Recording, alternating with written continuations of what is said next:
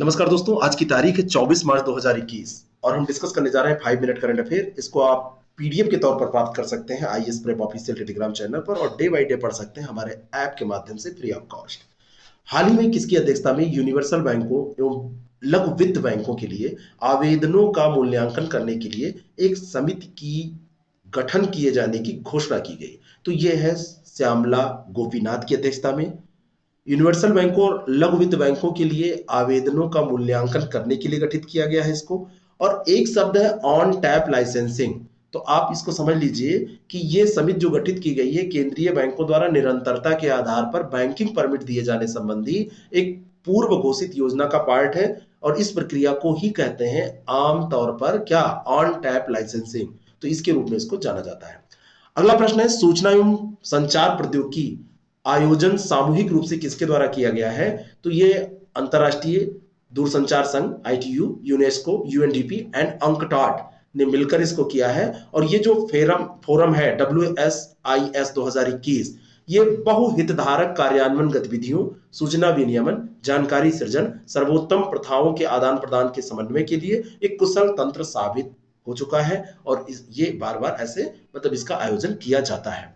वह भारतीय वैज्ञानिक जिनके नाम पर अंतरिक्ष स्टेशन पर पाए गए जीवाणु का नाम रखा गया है। ये जीवाणु कहां मिला है? अंतरिक्ष स्टेशन पर। और ये भारतीय वैज्ञानिक हैं सैयद अजमल खान। अंतरराष्ट्रीय जो अंतरिक्ष स्टेशन है आईएसएस, उस पर बैक्टीरिया की 4 प्रजातियां खोजी गई हैं और उनमें से एक का नामकरण जो किया गया है वो नामकरण किया गया है सैयद अजमल खान के नाम। और ये एक वैज्ञानिक थे और इनके नाम पर ये किया गया है, इसलिए भारत के लिए इंपॉर्टेंट है। और सैयद अजमल खान जो थे, इनका संबंध किस क्षेत्र से था, किस क्षेत्र में ये अध्ययन करते थे, जरा आप कमेंट करके बताइएगा। 67वें राष्ट्रीय फिल्म पुरस्कार के फिल्मों के प्रति सबसे संवेदनशील राज्य का पुरस्कार किसे मिला है? तो सिक्किम राज्य को यह सबसे संवेदनशील राज्य का पुरस्कार दिया गया है। इसकी शुरुआत 1954 में हुई थी राष्ट्रीय फिल्म पुरस्कारों की। उस समय सूचना एवं प्रसारण मंत्री थे वीवी केसकर, उनके समय में यह की गई थी। अगला प्रश्न है हाल ही में किस प्रसिद्ध लेखक फिल्म निर्माता का 88 वर्ष की आयु में 21 मार्च 2021 को मुंबई में निधन हो गया? तो ये अभिनेता, और आप कह सकते अभिनेता नहीं थे, ये लेखक थे, फिल्म निर्माता थे, पटकथा लेखक थे, सागर सरहदी। अभिनेता नहीं थे ये प्रश्न भी बन सकता है कि ये क्या थे सागर सरहदी? तो ये फिल्म निर्माता थे और नूरी, कभी कभी, सिलसिला, चांदनी, दीवाना और कहो ना प्यार है जैसी फिल्मों की पटकथा इन्होंने लिखी, संवाद लिखने का कार्य किया और अभी इनका निधन हुआ है। पब्बी एंटी टेरर, ये 2021 एक संयुक्त आतंकवाद विरोधी अभ्यास है। एंटी टेरर 2021, पब्बी एंटी टेरर 2021 ये युद्धाभ्यास किसके द्वारा आयोजित किया जा रहा है? तो ये पाकिस्तान, भारत और चीन सहित संघाई सहयोग संगठन के जो सदस्य हैं वो पार्टिसिपेट इसमें कर रहे हैं और उज्बेकिस्तान में ये आयोजित हो रहा है। दोनों चीजें इंपॉर्टेंट हैं कि इसका आयोजन कहां हो रहा है, तो आयोजन उज्बेकिस्तान में हो रहा है और भारत भी इसमें पार्टिसिपेंट है। न्यूबू नगम एरको नामक प्रथम स्वदेशी ज्ञान प्रणाली school, first indigenous knowledge system school का उद्घाटन किस राज्य में किया गया? तो ये राज्य है अरुणाचल प्रदेश। वहां के मुख्यमंत्री हैं पेमा खांडू। उन्होंने पहली औपचारिक स्वदेशी भाषा और ज्ञान प्रणाली के आधार पर इस स्कूल नेहरू नव्यम यॉर्को का उद्घाटन किया है। 3 करोड़ रुपया आवंटित इसके लिए इन्होंने किए हैं।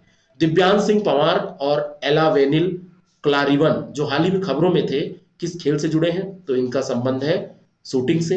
भारत के युवा निशानेबाज हैं दिव्यांश सिंह पंवार और एलोवेनिल वॉलरियन, ये दिल्ली में चल रहे ISSF विश्व कप में 10 metre air rifle mixed team event में स्वर्ण पदक इन लोगों ने मिक्स्ड टीम में जीता है, इसलिए इंपॉर्टेंट है। और महिलाओं की स्कीट स्पर्धा में एक और भारतीय निशानेबाज गनमत सेखों ने कांस्य पदक जीता है। तो इन्होंने स्वर्ण जीता है, गनमत सेखों ने कांस्य पदक जीता है। ध्यान रखिएगा 10 मीटर एयर पिस्टल स्पर्धाओं में इन लोगों ने ये जीत दर्ज की है।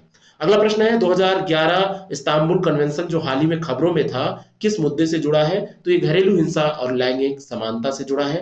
इस्तांबुल में बनाई गई यूरोप परिषद ने घरेलू हिंसा को रोकने मुकदमा चलाने और समानता को बढ़ावा देने का संकल्प लिया था। और तुर्की के राष्ट्रपति तैयब एर्दोगन ने महिलाओं की सुरक्षा के लिए बनाए गए अंतर्राष्ट्रीय समझौते से तुर्की को अलग करने का निर्णय लिया है। इसीलिए ये इंपॉर्टेंट है कि ये किससे जुड़ा हुआ है। और अंतिम आज की न्यूज है, कौन सा राज्य म्यांमार के साथ 510 किलोमीटर की सीमा साझा करता है? तो ये मिजोरम है। मिजोरम के मुख्यमंत्री हैं जोरमथांगा। इन्होंने केंद्र से म्यांमार से राजनीतिक शरणार्थियों को राजनीतिक शरण देने के लिए आग्रह किया है। और इससे पहले गृह मंत्रालय ने निर्देश दिया था कि किसी भी विदेशी को शरणार्थी का दर्जा देने के लिए राज्य सरकारों के पास कोई अधिकार नहीं है। और इन्होंने फिर से रिक्वेस्ट की है।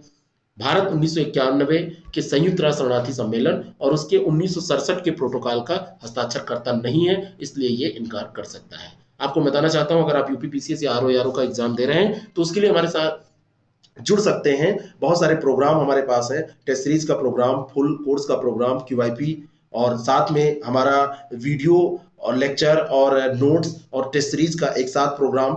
तो आप इसको आईएएस प्रेप एकेडमी के थ्रू ज्वाइन कर सकते हैं या हमें कांटेक्ट कर सकते हैं।